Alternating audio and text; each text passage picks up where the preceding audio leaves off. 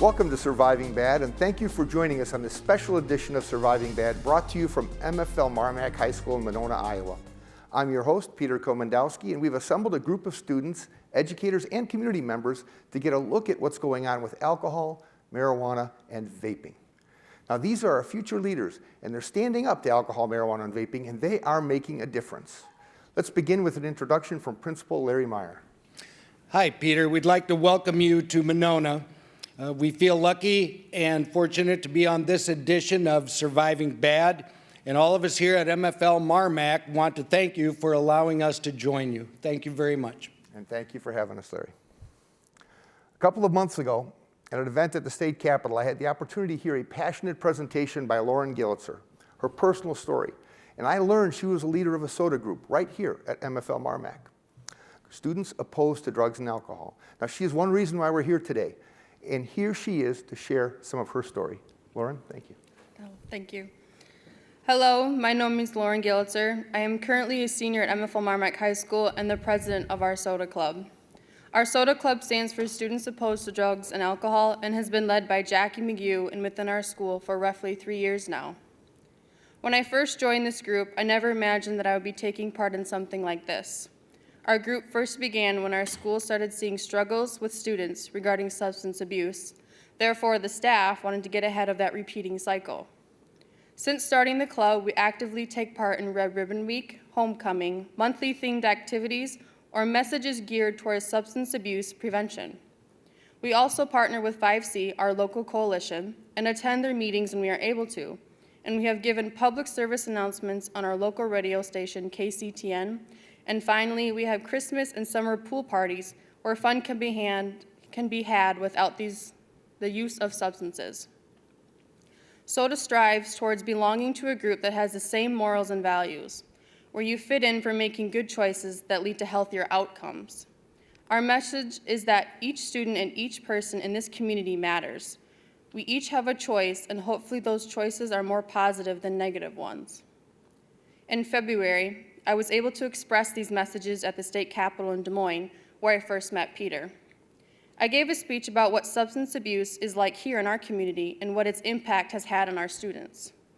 I addressed the fact that students here pertain the mentality that experimenting with alcohol, vaping, and marijuana isn't bad if I only do it a couple of times.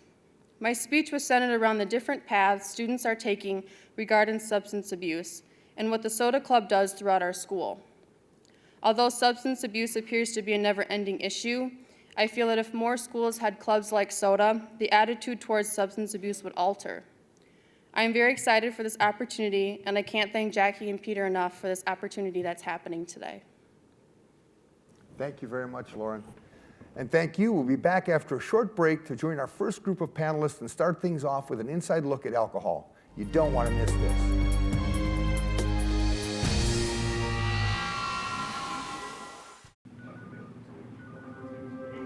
When Noah's mom brought him to drug rehab, she never thought he'd end up back here again. The story of addiction is all too familiar, but you can change it. I hope it helped. See you guys next week. Ready for lunch, Noah? Yeah, Mom. If you or someone you know is recovering from addiction, share your story with the partnership at drugfree.org, because your story can change someone else's. Many teenagers don't understand the dangers and effects of marijuana use. Now it's time for Just the Facts, ma'am.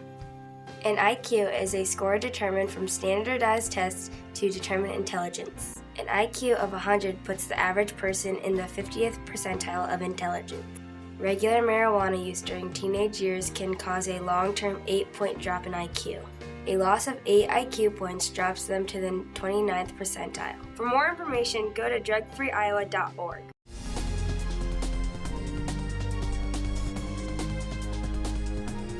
Welcome back to Surviving Bad, where we're visiting with the students and staff at MFL Marmac High School in Monona, Iowa. Let's start with a look at alcohol through the eyes of a PE teacher and coach, Chet Bachman, and then later, student Sasha Schulte. I've been teaching driver's education now for probably over 20 years, so I've seen a lot of speakers come in, state troopers, local law enforcement, those kinds of things. And I guess the message that we always send to the kids And the first thing we say is defense wins championships. We think we could tie the two together.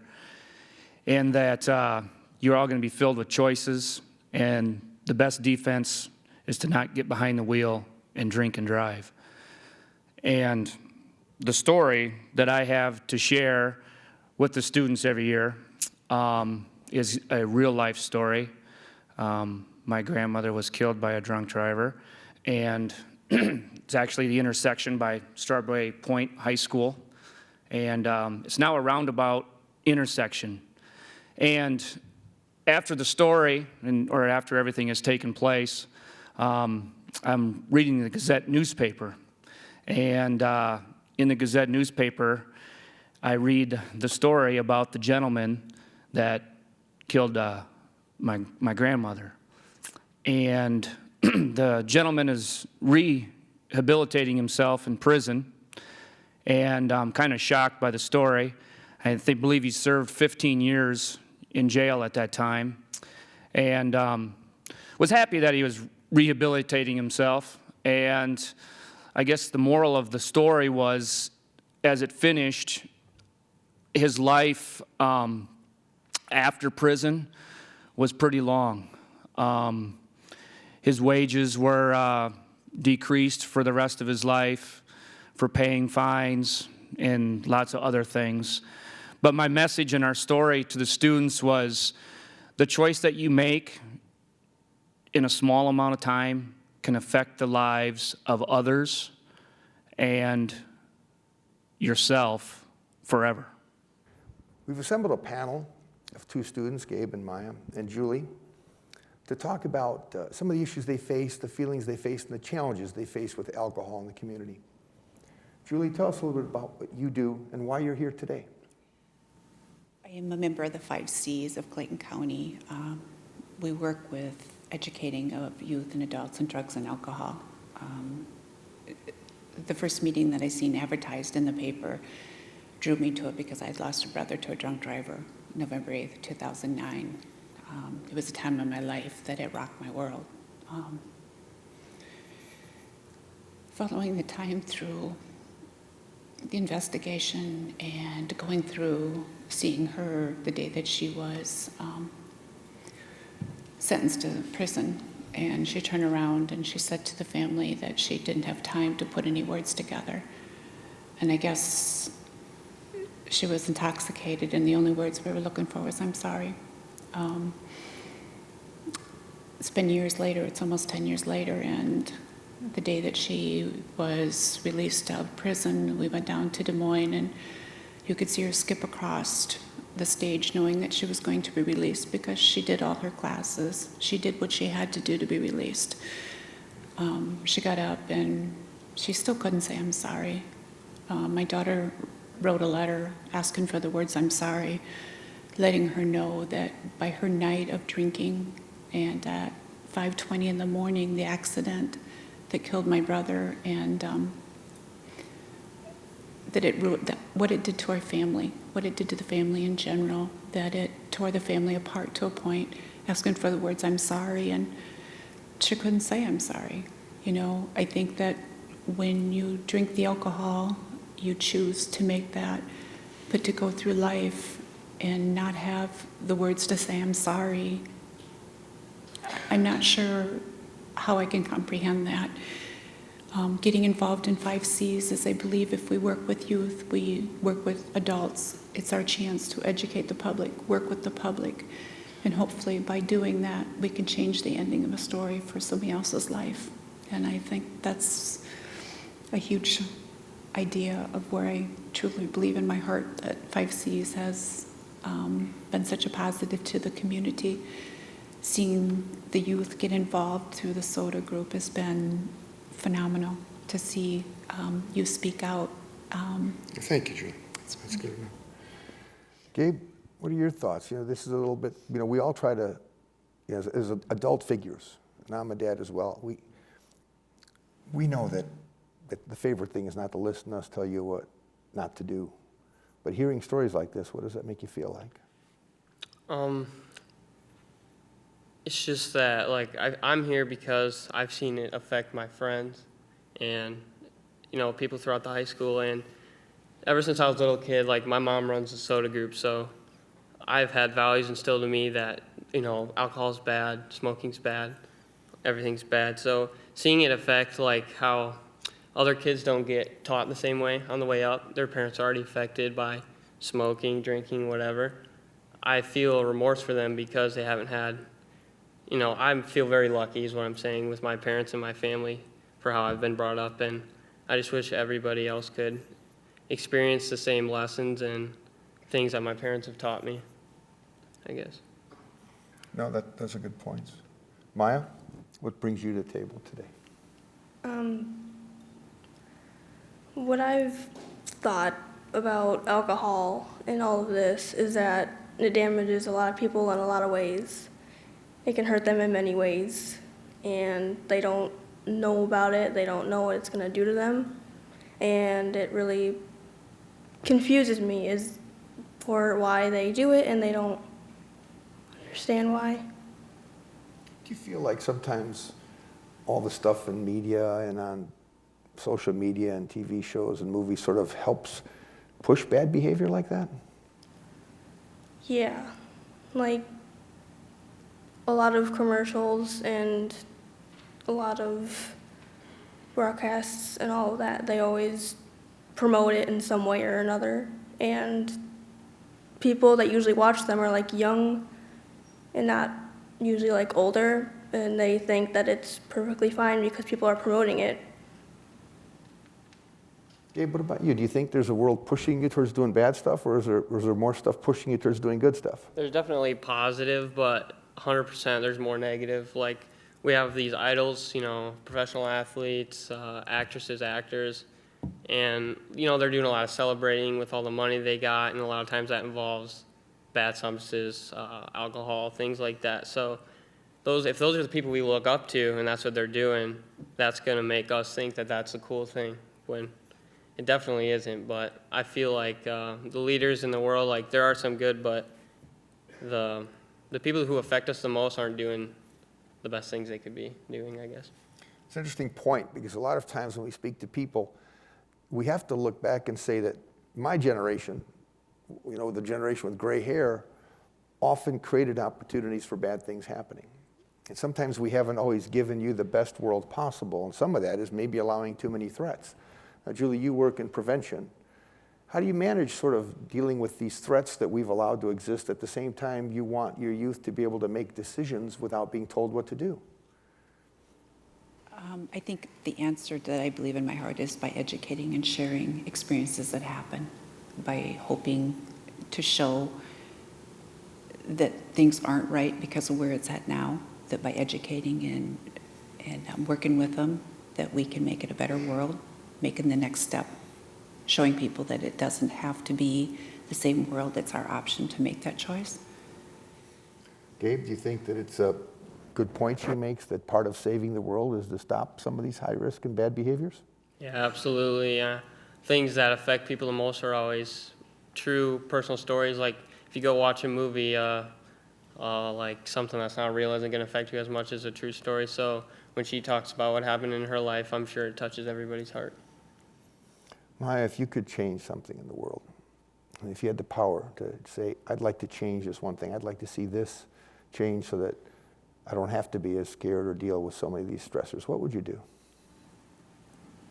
In my opinion, I think I would tell everyone of what alcohol or any type of substance does to any age, because a lot of people don't notice it, and I feel like everyone should. And it's sort of sad, because these are also people you live with and have to grow up with. Thank you very much for sharing. We get a chance to share a lot of ideas, and we're going to get deeper into some, but one thing we've learned from this panel is that the lessons that we know when we've lived a lot of years aren't much different than the ones that you're learning now, and we're trying to figure out how to help. So stay tuned. After a short break, we'll bring in a new group of guests to talk about marijuana. You don't want to miss this. See you after the break.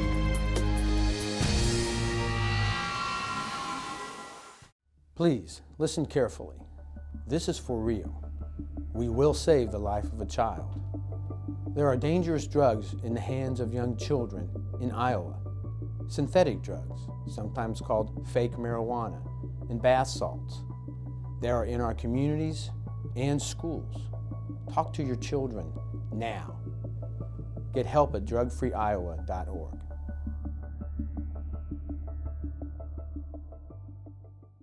My dad thinks he can fix anything, but at least once a day, we catch him doing that with our modem. Like things would magically be faster if he could just get it high enough. He doesn't get that it's our phony internet.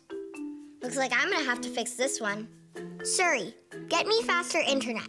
Okay, calling Mediacom now. Drop the phony internet and get a real deal. Add Mediacom Internet 60 for just $14.99 a month for a year. Call today.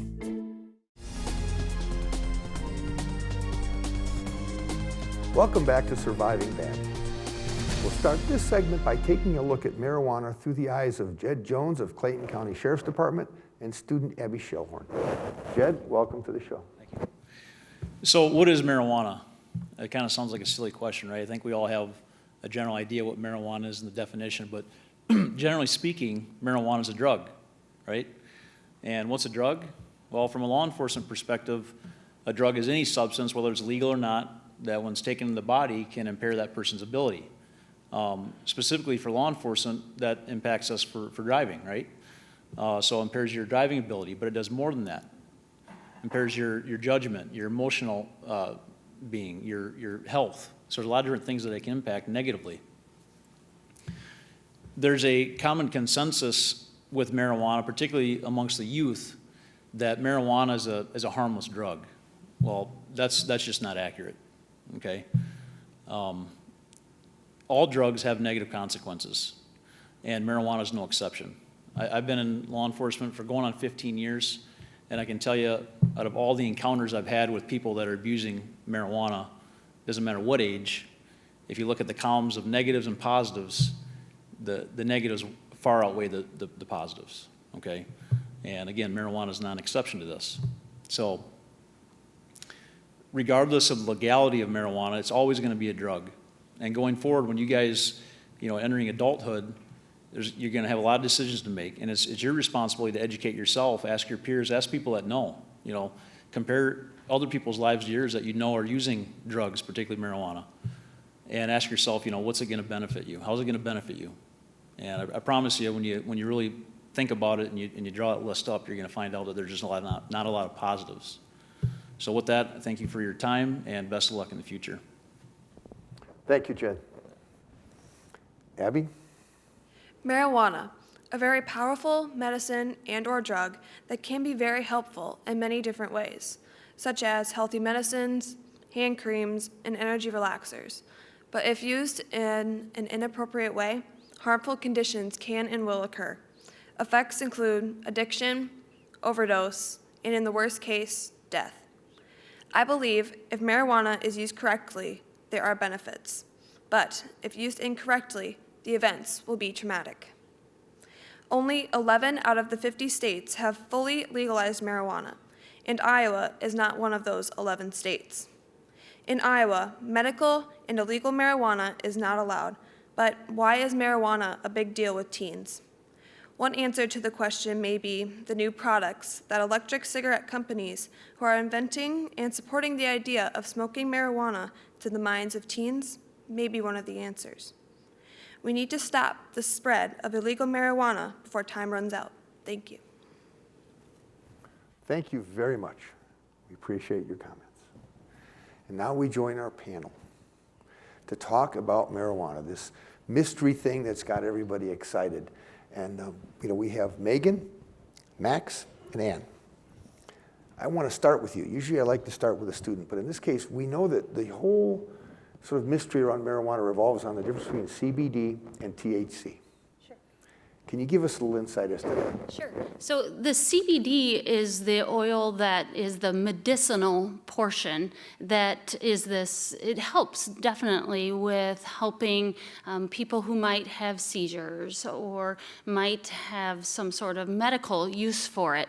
And so that's the plant portion of the marijuana. But if you get into the THC, that's the part that gets you high, and that's the illegal part of the marijuana. And what we're seeing is we're seeing that this THC level is going increasingly upward. And in the last 20 years, we've seen that level go up dramatically. And the variance between THC and CBD that they're putting in the marijuana that our teens are smoking has changed approximately 80%. That's a big change. It's huge. Now, I'd like to, Max, let's start with you. It's been said to me by many people that the whole controversy between CBD and THC has been about getting a whole new group of users to use things like THC because it has the potential, because it's addictive, to be a gold mine like tobacco and alcohol. How's your thought about that as a student? Are these kind of things that you think about? Sometimes, yeah. I think that THC is one of the main, rather the levels of THC is one of the main reasons that marijuana is becoming harmful, because it was used in the 70s, but back then THC was at like 3%, and now it's gotten up to like 80% in some cases. And I think that's a big part of what's making it so harmful now. And I think that especially with the benefits I see of CBD, I see personally and within like family and friends, I've seen benefits of CBD and the negatives of THC. But I don't know, it's just that we need to be able to use it responsibly, because I think that CBD is something that I don't want us to have to pass up, but irresponsible use of THC. And I'm not saying all use of THC, but especially when it gets into those extremely high concentrations of THC, I think it becomes much more detrimental for us. And Ann, what brings you here today? Years ago, I had an uncle who cousin started out using marijuana and later got into harder drugs. So marijuana to me has a more personal connection because I've dealt with it with my dad, my cousins, and many other family members. So do you feel it's been more detrimental than beneficial in that case? Kind of. You know, we see a big controversy because we're in this dialogue here talking about CBD and THC, and they're two completely different things. You could have CBD products or THC products. But it's said that the industry, the marijuana industry, is trying to confuse the issue between the two, somehow suggesting that they need to be used together. Do you sense that? I mean, do you sense them focusing more on the THC than the CBD? I think that the marijuana industry for sure, especially not the medical industry, but the marijuana industry is definitely putting an effort into making money off of people. And I think that it's much easier to make money off of someone when they're addicted or abusing something. And I think that's why cigarette companies flourished a lot before we knew any of their downsides. And I think we know the downsides of THC, but I think that the ignorance of the difference between CBD and THC is the biggest reason we're not being more cognizant and understanding of the downsides and what we can do, and understanding that they're not really looking out for our well-being, the companies. Well, that makes sense. I mean, a business isn't necessarily based on what's good for you, it's what's good for them. Now, do you think that, let's go to both sides. Have you think about this while you answer this. Do you think a world without marijuana would be just as beautiful and good a world? I most definitely think so. I just want to branch off of what Ann had said and just relate to the students here that we have a former student who had a boyfriend that started out using marijuana and then did turn to heroin and committed suicide as a result. So I do think that we could have a beautiful world without marijuana, most definitely, and that's a prevalent example. And that student was a student that I coached, so it's definitely one. Thank you very much, thank you all. And stay tuned, after a short break, we're gonna bring in a new group to talk about what's really becoming a big thing, vaping. See you then.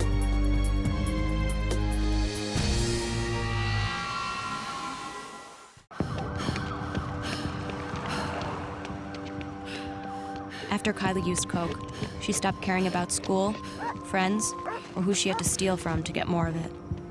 The story of addiction is all too familiar, but you can change it. Sleeping in, Dad?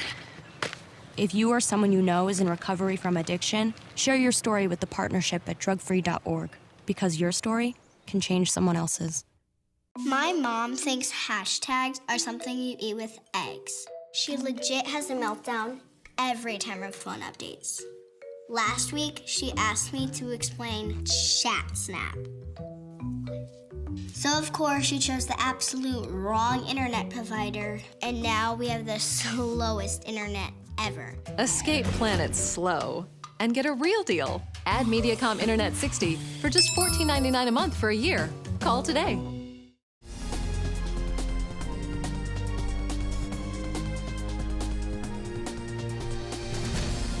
Welcome back to Surviving Bad. I'm your host, Peter Komendowski, and it's time to take a look at vaping, an epidemic that is spreading a wave of nicotine addiction throughout the country. We'll start off with introductions to the issue from Adam Sadowasser, a graduate of Clayton Ridge and Loras College, and sophomore Nick Stravopoulos. Our life is built on decisions and the reactions to those decisions, whether it's an adult, a high school student, or whoever. If we look at 1964, the Surgeon General released the first report linking cigarette use to negative health side effects like heart disease and lung cancer. And at the time, 40% of Americans smoked cigarettes. Since then, that number has dropped to 18%. Now we're faced with something new. Whether you call it vaping, electronic cigarettes, juuling, right? It's the same thing as combustible cigarettes and people use in the form of nicotine. So the real question for us is, when are we going to make a decision that we do not need this in our lives? Or are we going to wait for someone to give us a report when it's already a huge epidemic? So it's really important for us to think about what decisions are we going to make and what reactions are we going to do related to those decisions. Thank you very much. Nick? Vaping has affected both my friends and family. But when I hear about vaping, I hear the two different views, the adult view and the teen view. The adult views consist of, why are they harming their bodies with this product? Why are they smoking? And the teens view usually consists of, it's a stress reliever, it's cool, there's no harm to your body. So what are the clear effects of it? Well, there's many theories on what affects, but the main proven theory of what can it cause to your body is that due to the high amounts of nicotine in the products, it creates cravings. Cravings is caused when you breathe in large amounts of either Juul or any other vape product, and it releases it into your brain, causing an addiction once when you stop using the product. This is bad, and we don't know why children are using it. So I looked at social media. When I looked at social media, children see it as a funny, cool, and there's really nothing protecting against it. So I wish to see something improved against it. There's programs like The Real Cost, who are out there to stop alcohol prevention, marijuana, and most preventative vaping. Their goal is to stop children from using it and manage social media look upon vaping. The other solution I see would be to improve vape and e-cigarettes to be safer for usage. The only way this could be done is by limiting the nicotine use. Most products are just having high amounts of nicotine, and children are just buying into them. If we can lower the amount of nicotine in the products, children would have a safer product to use. Because I strongly believe, through experiences in my life from even my brother, they do not stop using it even though there's these clear effects. It needs to be either lessened, or we need to find a safer way to push them from stopping using it. Thank you. Thank you very much, Nick. You know, that raises an important issue. And Nick made a real powerful point as to that, is that it's almost impossible for people that are addicted to nicotine to stop. And we've learned this from cigarettes, and sometimes we wonder, is vaping just a new way to deliver nicotine? And we look back at cigarettes, and we all agree that they were bad for you, and primarily what they did was deliver nicotine, because it was addiction that drove that industry.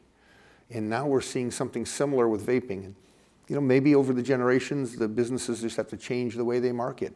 I don't know. Let's find out. Haley, why are you here today? Well, I know a lot of people personally that vape, and I know that they know the side effects, and I'd just like to make it aware to everybody that vaping has side effects and that it can really impact how you live and your physical activities, and not just that, but your social activities too. Yeah, when we look at vaping as being primarily a nicotine delivery, and we pretty much know smoking was bad, and that was a nicotine delivery, it doesn't seem to make a lot of sense, does it? No, not really. Sam, why do you think people, especially your peers, are using vaping things? Well, I think they start out mostly thinking that it's cool, because I really don't think that any advertisements or anything that's happened to them from seeing it or doing it is positive. I don't think you gain anything from using a Juul or from a vape or anything like that. So I think it's mostly a feeling they're chasing, like either trying to be cool or a buzz, it's called. I don't know. They're just trying to be something they aren't, I think. So you don't see a really good outcome from anything to do with vaping? Well, that makes sense. Melissa, why are you here today? Tell us. Well, they asked me to be a part of this panel, and I thought I don't really know a lot about vaping, and I decided that that's probably the point, is I don't know much about it. I don't know who is really using it. I don't know how to fight it exactly. But I think about my mom, who passed away from lung cancer, and she was a smoker for probably 50-some years, and then quit, and thought, okay, that's great. And I mean, I was one of those kids, like you probably, with some of your parents who had learned all the bad effects of cigarette smoking and went home with the mission to get my mom to quit smoking. And she couldn't quit no matter what. And it wasn't until I was older that I realized how strong that addiction was. But after she kicked the habit and later developed lung cancer, the regrets that she had, she just told me that when she started smoking at 14 years old, that everybody was doing it. Every actor and actress on TV was doing it. The doctor in the medical office was smoking. She smoked while she was pregnant, while she was holding me, the whole works, and never really thought it was that bad. And I'm just afraid that youth today are probably having the same dilemma in front of them, that how bad is it? And we don't really know anything. And it wasn't until long after she was addicted that she realized all the harmful effects. And I just hate to see a generation of kids having regrets someday down the road just because they weren't educated. And I'm not educated enough about it, and so I think that's what we need to do. Yeah, an interesting thing happens, because my children are who got me to quit. I was a child of a generation of parents that grew up in a world where smoking was really cool. So my parents grew up in a world not unlike vaping, where, hey, cigarettes were just normal. They were everywhere in the house. I mean, they were ubiquitous. People smoked because it was cool. When I grew up, I started smoking, but my children were going to school learning how bad it was. And they spent a lot of time, I mean, they got me to quit cigarettes. It's a long story, longer than this segment, but they did. They were very effective at it. And what you see sometimes is if you're the generation that gets targeted with something new, like my parents were when smoking really exploded, you're the ones whose children are going to grow up coming home from school to try and get you to quit. And so as a former smoker, my thing is seeing the correlations between nicotine delivery systems being a cigarette or a vaping tool. It's like, geez, it's sort of important to realize that you might be setting a precedent that's really, really bad. And someday your kids are going to come home and say, hey, Mom, hey, Dad, you need to quit that. It's bad for you. So maybe we're hoping with shows like this to start that now. So you're thinking about it before it impacts your life in such a way where lung cancer might be the outcome. Sam, what do you think? Have you looked at some of the other things happening? I mean, do you really see it as a major health epidemic, or is it sort of a casual thing like you feel people will get over it?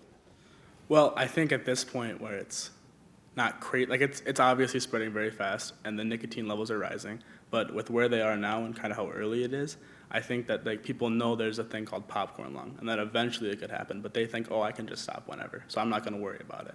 But eventually when they become seriously addicted and these problems, and there's more nicotine and they need more, and the problems become more and more evident, I think it will become more of an epidemic than it is now. So you think it might even get worse? I think it certainly could. Haley, what are your thoughts? Like amongst your friends, what's the dialogue been like about things like vaping? Well, I feel like everybody thinks it's really cool and like it's just a thing that people do and it's not that big a deal, but they don't really realize some of the side effects that vaping can have. And with groups of soda, like kids in soda, it can impact them because people will think if they talk about how bad it is, then it can be kind of embarrassing for them. And I feel like that has a social impact on people, and it also has physical impacts because if you want to try out for some sort of group, then vaping can affect how you breathe and like how you can play those sort of sports. Melissa, just getting a little taste of what they're saying about it, how do you feel about it? Does it seem scary that something that can spread that quickly? Absolutely. I think that there's just so many factors to consider. The addiction part of it, I remember my mom's being outside in the cold, snowy weather just to get her cigarette, and I thought, how crazy is that, you know? And I worry about the kids, what they'll go to, what they'll do just because of nicotine. I mean, what is nicotine? Well, how important can that really be? But also the costs. I just can't imagine. I've many times as an adult thought, I'm so thankful that I didn't smoke, because the cigarette cost just kept going up. And so I'm sure, I don't know like the vaping costs, but I'm sure it's not inexpensive, and the more you need it, the more you pay, and that's money that could go to something else. Well, we know that studies have shown, we know that anybody that's pregnant that uses a vaping tool can actually be doing more damage to a fetus than even smoking did, because of the high levels of nicotine. So we know that nobody ever dealing with having a baby should do it. We also know that they started out with vaping as a potential smoking cessation tool. Now, a few years later, it's quite obvious it's not a smoking cessation tool.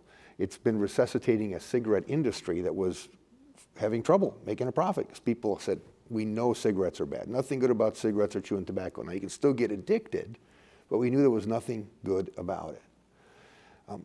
Well, how do you feel about being in a world now where you're the new guinea pigs for a product that's delivering the same old poison again, that can not only hurt your brain development, but put your actual health at risk? What do you think? I think that a lot of the studies have shown that vaping is really bad, and students still kind of overlook that, even though that it's not really new to the older generation. They are aware of the facts because they've been through this before, and they understand, like, vaping is essentially what smoking was back then, and now it's just kind of a rising epidemic. And I feel like the people that distribute Juuls are really targeting kids because they know that they haven't done what smoking has done, or they haven't been through what the adults that have smoked, and it's just kind of an epidemic that I feel students aren't really used to. So, yeah, when we look back at ads over the years, for the last 100 years, ads have always targeted kids, because they always know that kids are the ones that are, in a sense, maybe it's stupid brave, but brave enough to try a lot of stuff. The problem is that a lot of people are trying to get you to try stuff that's taking advantage of you. It's sort of predatory. Now, Sam, do you think, do you guys feel like you live in a predatory world, or do you feel like, nah, I can handle it if it's around me? I mean, personally, I think I can handle it. I'm not really about that kind of stuff, but I feel like you watch advertisements, and on the surface, they seem, those people are just, having fun, drinking a beer, hitting a Juul, whatever. Not like, it doesn't look bad looking at it, so people will overlook all the things that are hidden in it, where it's it's addicting, it's bad for you, you can get in a car and seriously hurt somebody. But they see that they can be something that they're not, or maybe they want to be, and they might chase that instead of looking deeper into what it can actually do to you. Well, thank you very much for sharing all of your thoughts.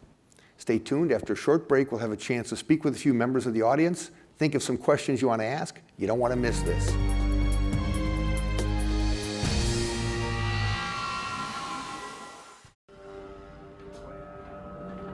Kids go through phases, but Jeremy went through painkillers, bottles of vodka, and his mom's purse when he needed more. The story of addiction is all too familiar, but you can change it. Don't forget to tip him. I know, Mom. I know. If you or someone you know is in recovery from addiction, share your story with the partnership at drugfree.org, because your story can change someone else's. Sharing. I don't mind it when there's enough to go around. Toys with Charlie? Okay. My mint ice cream? Fine. Our slow internet with my whole family at the same time? That's pushing a man too far. Get unlinked and get a real deal. Add Mediacom Internet 60 for just $14.99 a month for a year. Call today. Welcome back to this special edition of Surviving Bad from MFL Marmac in Monona, Iowa. Any other questions? You had one there, Bob Marley. Right? Yeah, nice shirt, by the way. I like the Whalers, good band. You're right. Anyways, Yeah. Do I really need this? Oh, okay. So when the marijuana panel was up there, they said how there is negative and positive effects on marijuana. And then you had the alcohol panel up there, and during that, they never said how there's any positive effects on alcohol. Then why is it that alcohol is so, I'm trying to find the right word. So like. Prevalent? Sure. Okay. And more used in like people like, oh, it's legal, so it can't be as bad for you. Or it's more of a socializable thing. Or cops don't talk about it as much or as marijuana. Or people don't talk about meth as much as marijuana. But you see more people die from alcohol use than you do it than marijuana. Absolutely. Alcohol is our number one problem. And it's very hard to deal with because it's been around so long and so profitable. The issue is simple. We have a world that's driven in a free market economy by profits. Just because somebody is stupid and buys something that's bad for them doesn't make that company a villain in this country or in this world. So we put stuff out there. It's up to you to determine if you're going to be smart enough to use it or not use it. It's not like a direct comparison of marijuana, alcohol, or opioids, or heroin. The thing you have to forget about is which one's not as bad as the other, because if they were guns, it's like, I don't think I want to be shot by a 44. Can you shoot me with a 22? It's going to hurt a little bit less. I mean, these are all things that are going to hurt you, for God's sakes. Does it matter how much? Any other questions? Yes. Right there. I actually got two. Isn't it true that vaping has formaldehyde in it? Yes. And I think kids should get from like 10 to 12 should be educated before they're teens, so they're not so, what's the word, that they like to go against their parents and stuff. That's actually sort of a brilliant observation, because psychologists that we work with doing research studies at Iowa State University and with Mayo Clinic are starting to say that, these advertisers are starting to influence kids when they're 4, 5, and 6 years old. We need to talk to them sooner.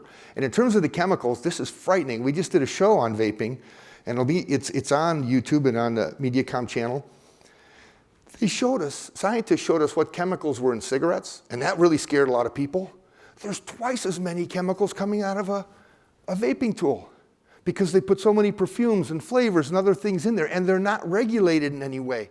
So you're actually getting more poisons and more toxins from vaping that you would ever have gotten from cigarettes. Now, I'm not trying to tell you should smoke cigarettes instead of vaping. You shouldn't do either one. But the vaping industry, guess what? We're finding the kids that vape end up smoking cigarettes because cigarettes are cheaper than vaping.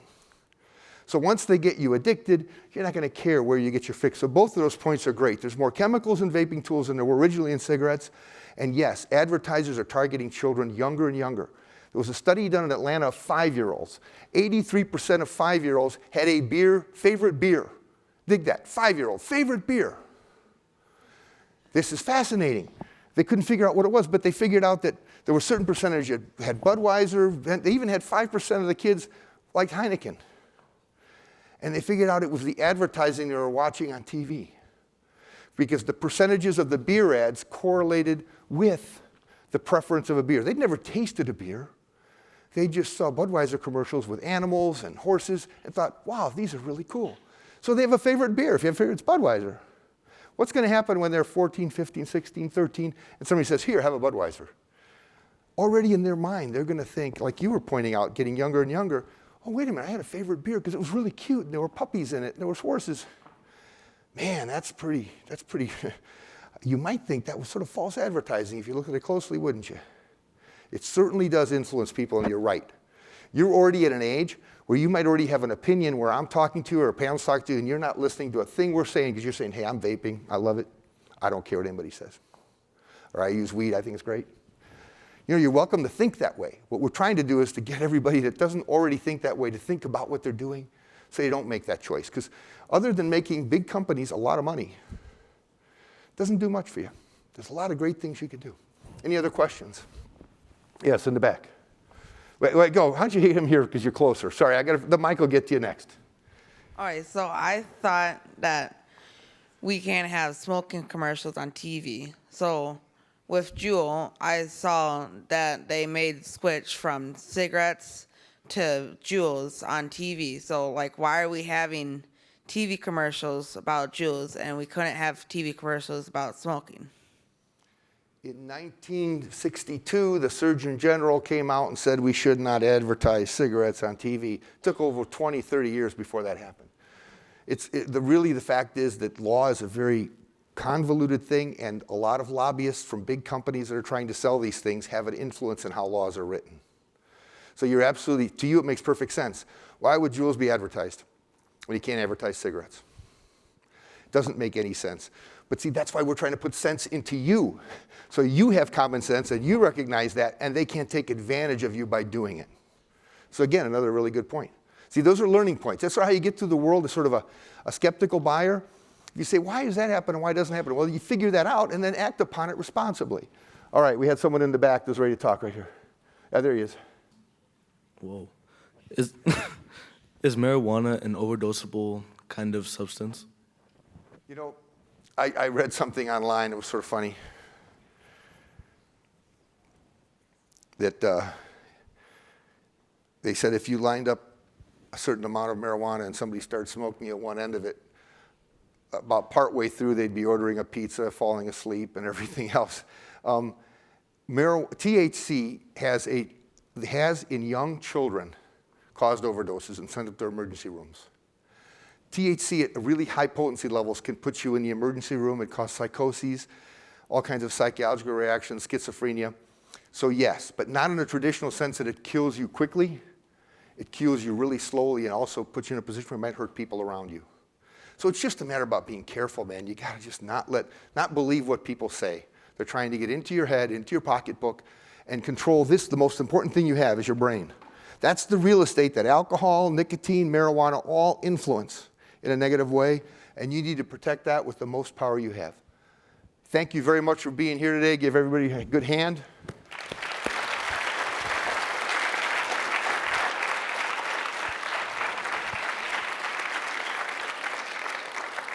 And thank all of our viewers for watching Surviving Bad. You've gotten some of the most innermost feelings out of people here. This high school is moving forward with some great initiatives in trying to keep themselves healthy and strong. Let's hope sharing that with you helps your school do that too. Thank you very much from Surviving Bad and MC22 Mediacom, your local programming leader.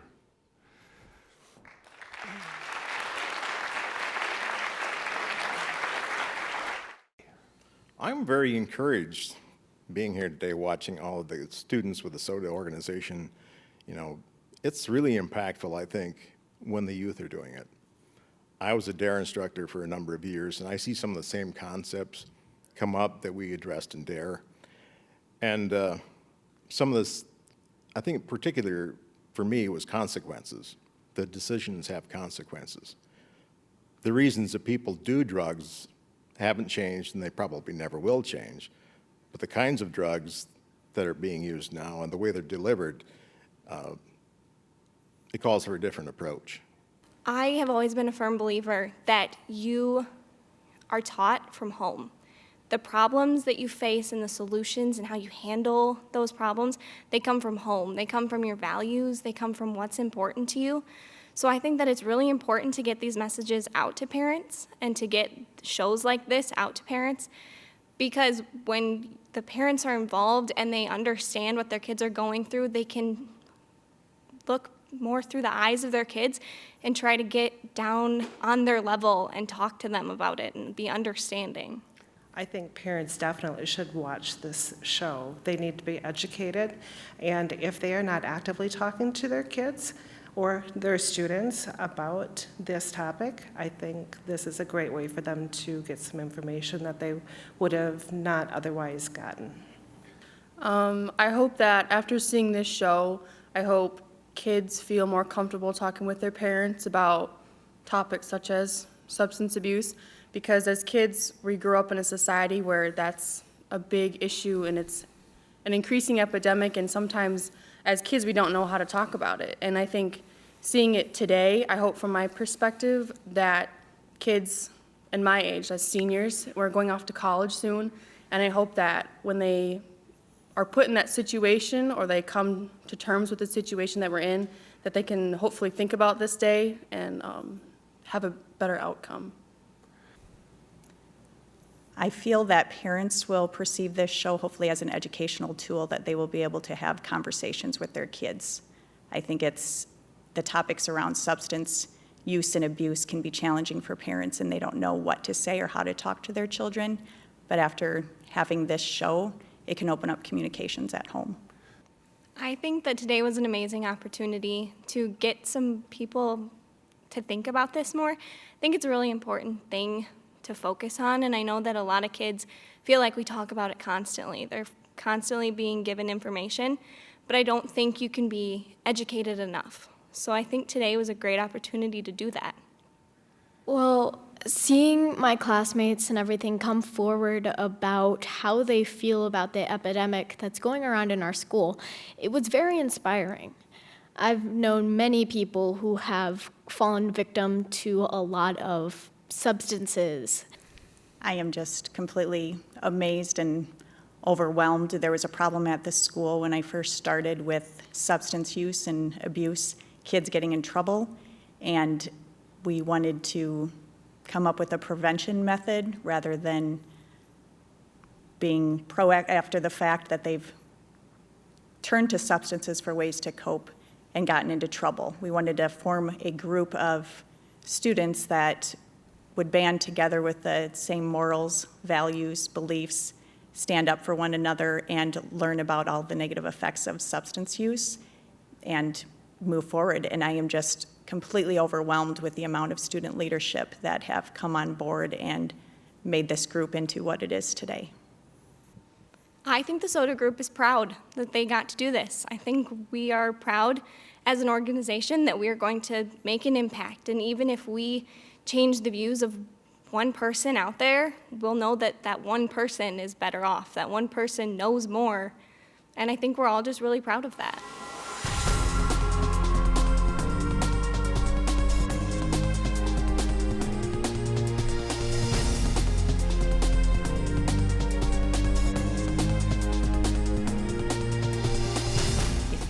Or someone you care about are looking for help with treatment or recovery, there is help out there.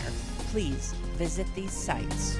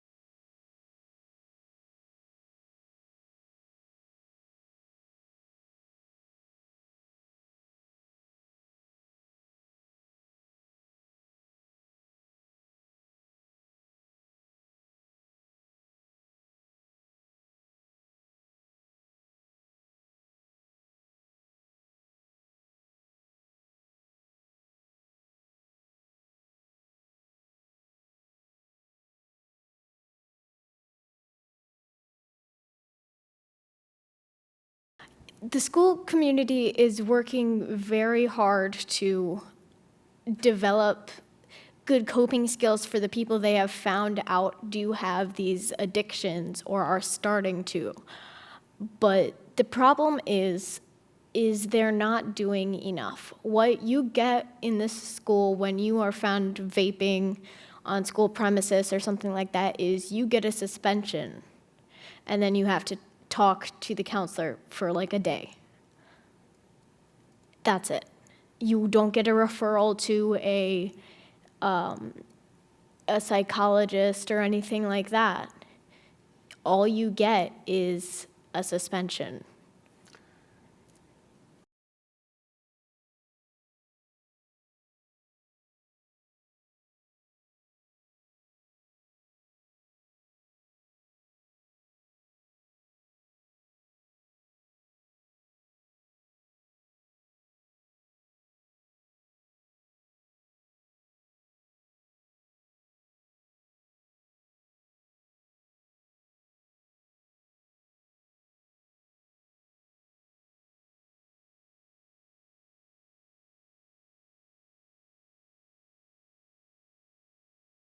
I know several people who have done it, and I know several people who are currently getting help for these because I have spoken out against it. I have talked to their parents. I have gotten them the references to these, let's say, AAA meetings.